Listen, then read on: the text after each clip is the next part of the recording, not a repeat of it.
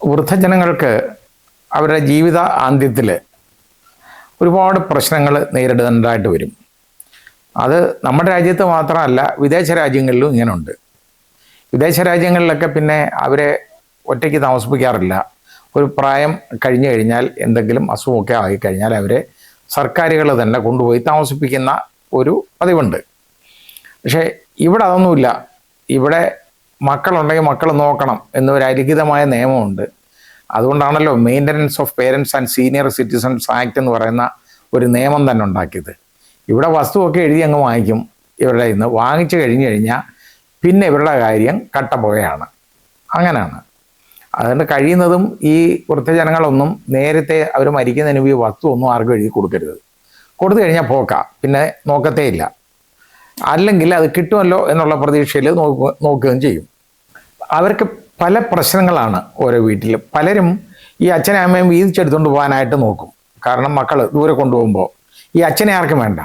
കാരണം ഇയാളെ കൊണ്ട് ഉപയോഗമില്ല. കന്നുകാലികൾ പ്രായമായി കഴിഞ്ഞാൽ, വയസ്സായി കഴിഞ്ഞാൽ അതിനെ ഇറച്ചിക്കെങ്കിലും അറുത്ത് കൊടുത്ത് കാശ് വാങ്ങിക്കാം. പക്ഷേ മനുഷ്യനായി കഴിഞ്ഞാലോ ഒരു മാർഗമില്ലല്ലോ.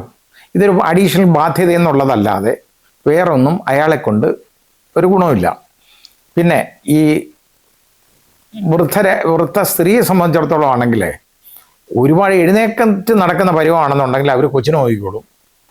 പാചകം വല്ലതും ഉണ്ടെങ്കിൽ ചെയ്യും, വീട്ടിൽ പാത്രം കഴുകും, അങ്ങനെയൊക്കെയുള്ള കാര്യങ്ങളൊക്കെ ഉണ്ട്. അവർക്ക് മാർക്കറ്റുണ്ട്. അപ്പോൾ ഭാര്യ മരിച്ചുപോയ വൃദ്ധനായ ഭർത്താവാണെന്നുണ്ടെങ്കിലുണ്ടല്ലോ, അയാളുടെ കാര്യം തീർന്ന് പോക്കാണ്. അങ്ങനെ ഒരു ഗതികേടാണ് നമ്മുടെ രാജ്യത്ത്, നമ്മുടെ സംസ്ഥാനത്തും ഒക്കെ നിലവിലുള്ളത്. ഇന്ന് കാണാനിടയായ ഒരു വാർത്ത, അത് വേറെ പറയാനാണെങ്കിൽ ഒരുപാട് പറയാനുണ്ട് ഇതിനെക്കുറിച്ച്, അത് ഞാൻ പറയുന്നില്ല. ഇന്ന് കാണാനിടയായ ഒരു വാർത്ത മനസ്സിനെ വല്ലാതെ സ്പർശിച്ചു. അതായത് ശിവചരൺ രാം രത്തൻ ഗുപ്ത എന്ന് പറയുന്ന വന്യവയോധികനായിരുന്ന മനുഷ്യൻ, അദ്ദേഹം ഇന്നലെ വെളുപ്പിനെ, അതായത് ഈ കഴിഞ്ഞ ദിവസം അതിന് തൊട്ട് മുമ്പ് വെളുപ്പിനെ 3:30 മണിക്ക് അദ്ദേഹം മരിച്ചു. അദ്ദേഹം മഹാരാഷ്ട്രയിലൊരു വസ്ത്രവ്യാപാരിയായിരുന്നു. ഭാര്യയും 3 പെൺമക്കളും ഒത്തായിരുന്നു താമസിച്ചിരുന്നത്. ഈ ഭാര്യ നേരത്തെ മരിച്ചു കേട്ടോ. ഇദ്ദേഹം ഒറ്റയ്ക്കായിരുന്നു. ഈ 3 പെൺമക്കൾ എന്ന് പറയുന്നത്, മൂത്തവള് അനിത എന്ന് പറയുന്ന ഒരു ടീച്ചർ അധ്യാപികയാണ് നേപ്പാളിൽ. രണ്ടാമത്തത് നിഷ, അത് UP-യിലെ അസംഗഡിൽ ഒരു ടീച്ചറാണ്. മൂന്നാമത്തത് പ്രിയ, മുംബൈയിലാണ്. അപ്പോൾ ഇവർ ഇപ്പോൾ ഒന്നും ഇയാളെ നോക്കത്തില്ല. ഭാര്യ മരിച്ചു കഴിഞ്ഞിട്ട് ഇയാൾ ഏകാന്തതയിലായിരുന്നു. കഴിഞ്ഞ 1.5 വർഷമായി അദ്ദേഹം സോണിപ്പട്ടിലെ ഒരു വൃദ്ധസദനത്തിലായിരുന്നു താമസം. അതിൻ്റെ കാരണം മക്കൾക്കാർക്കും നോക്കാനൊന്നും സമയമില്ല, സൗകര്യമില്ല, അയാളെ വേണ്ട. അതുകൊണ്ടാണല്ലോ അങ്ങനെ അയാളെ കളഞ്ഞേക്കുന്നത്. ഒരു വൃദ്ധസദനത്തിൽ ഇങ്ങനെ താമസിക്കുക, ആ ഏകാന്തത ഒന്ന് ആലോചിച്ച് നോക്കിക്കോളൂ. ആരും നോക്കാനും കാണാനും ഇല്ലാത്ത ആ ഏകാന്തത. അപ്പോൾ അതിൻ്റെ തൊട്ട് മുമ്പത്തെ ദിവസം പുലർച്ചെ അദ്ദേഹം 3:30 മണിക്ക് മരിച്ചു. അതിനു മുമ്പ് കഴിഞ്ഞ 20 ദിവസമായിട്ട് അദ്ദേഹത്തിൻ്റെ അവസ്ഥ വളരെ മോശമായിരുന്നു. അപ്പോൾ അവിടുന്ന് ഈ വൃദ്ധസ്ഥാനത്തിൽ നിന്ന് അതിൻ്റെ ഉദ്യോഗസ്ഥരും അവിടുത്തെ ജീവനക്കാർ ഈ മക്കളെ 3 പേരെയും വിളിച്ചറിയിച്ചു. ഇതുപോലെ ഇദ്ദേഹത്തിന് ഗുരുതരമാണ്, ഒരു 20 ദിവസമായിട്ട് ഇങ്ങനെ മുമ്പേ അറിയിച്ചു. കാരണം മക്കളെ കാണണം എന്നുള്ള ആഗ്രഹം വരുമല്ലോ, എങ്ങനെയൊക്കെ ആയാലും. മക്കൾ നോക്കുന്നോ കാണുന്നില്ലയോ എന്നുള്ളതല്ല. ഈ മാതാപിതാക്കൾക്ക് അവർ എത്ര വയസ്സായാലും അവരെയൊക്കെ എങ്ങനെയൊക്കെ കളഞ്ഞാലും ശരി, ഈ മക്കളെ കാണണം എന്നുള്ള ഒരു ആഗ്രഹം വരും. അപ്പോൾ വിളിച്ചറിയിച്ചു. പക്ഷേ ആരും വന്നില്ല.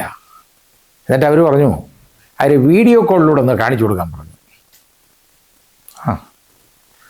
അദ്ദേഹം മരിച്ചു.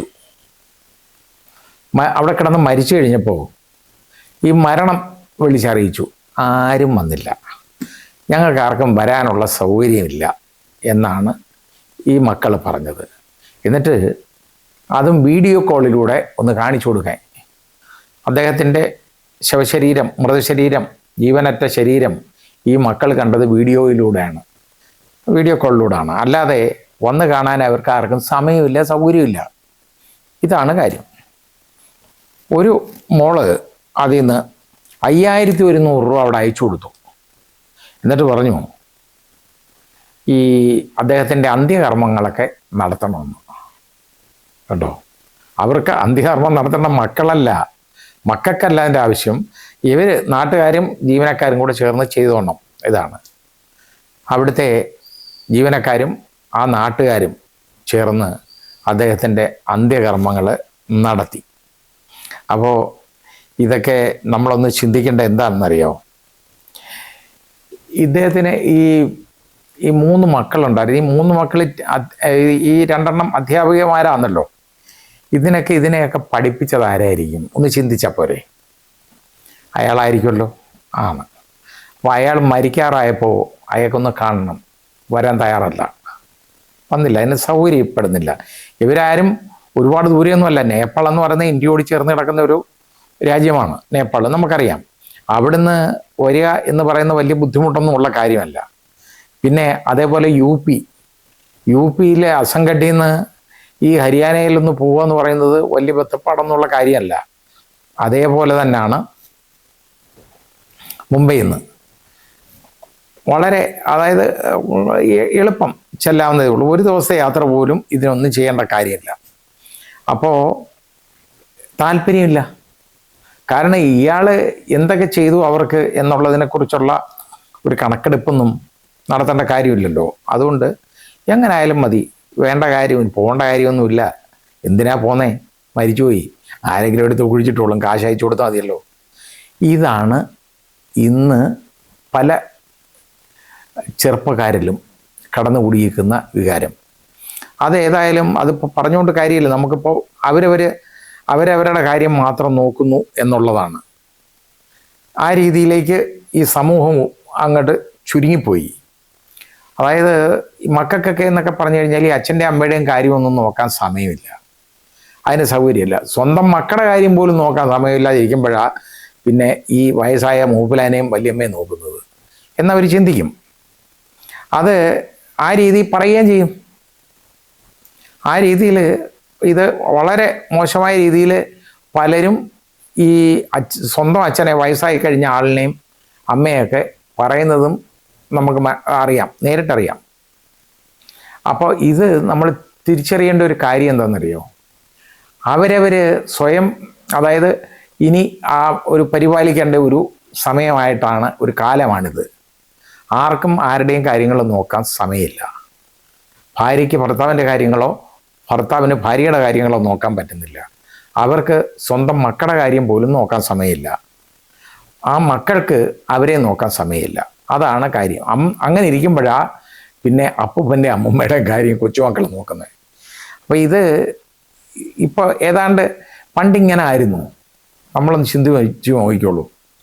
പണ്ട് എന്ത് സ്ഥാനമായിരുന്നു മുതിർന്ന ആളുകൾക്ക് വീട്ടിൽ. ഞാൻ എൻ്റെ ഉപ്പുപ്പായും ഉമ്മുമ്മയൊക്കെ ഞാൻ ആലോചിക്കാറുണ്ട്. അവരുടെ വാക്കുകൾക്ക് വലിയ വിലയായിരുന്നു കൊടുത്തിരുന്നത്. പക്ഷെ ഇന്ന് സ്വന്തം അച്ഛൻ്റെയും അമ്മയുടെയും വാചകങ്ങൾക്ക്, അവരുടെ വാക്കുകൾക്ക് പോലും വിലയില്ല. പിന്നാണോ അപ്പൂപ്പൻ്റെയും അമ്മൂമ്മയുടെയും?